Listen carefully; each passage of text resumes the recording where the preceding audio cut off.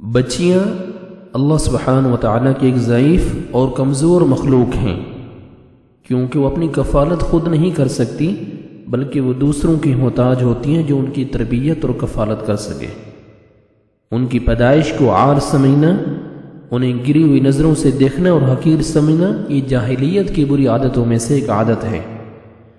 رسول اللہ صلی اللہ علیہ وسلم نے فرمایا، صحیح مسلم کی حدیث ہے، عن انس رضی اللہ عنہ قال قال رسول اللہ صلی اللہ علیہ وسلم من عال جاریتین حتی تبلغا جاء یوم القیامت انا وهو وضم اصابعه۔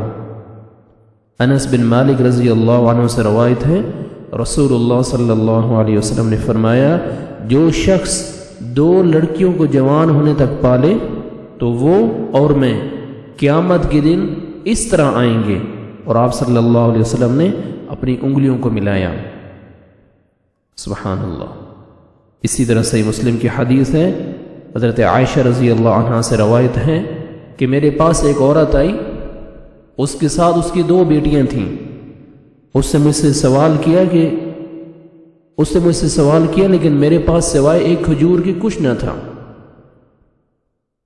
انہوں نے مجھ سے کچھ مانگا، سوال کیا، لیکن میرے پاس ایک کھجور کے سوا کچھ نہ تھا، میں نے اس کو دے دیا۔ اس نے وہ کھجور لے کر 2 ٹکڑے کیے اور ایک ٹکڑا 2 بیٹیوں کو دیا اور خود کچھ نہ کھایا، پھر اٹھی اور چلی گئی۔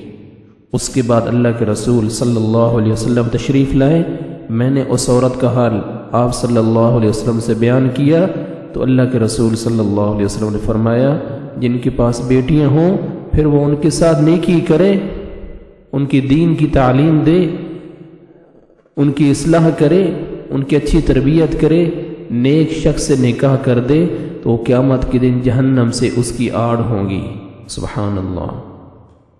رسول اللہ صلی اللہ علیہ وسلم نے فرمایا، جسے اللہ نے بیٹیوں سے نوازا، پھر اس نے انہیں دینی تعلیم دی، بہترین تربیت کی، پھر اچھے انسان سے شادی کر دی، تو وہ بچیاں قیامت کے دن اپنے والدین کے لیے جہنم سے آڑ بن جائیں گی، یعنی انہیں جہنم میں نہیں جانے دیں گی۔ یہی نہیں بلکہ ایسے افراد قیامت کے دن ہمارے ساتھ ہوں گے۔ اللہ تعالی ہمیں بچیوں کی پیدائش پر خوش ہونے اور ان کی بہترین تربیت کرنے کی توفیق عطا فرمائے، آمین۔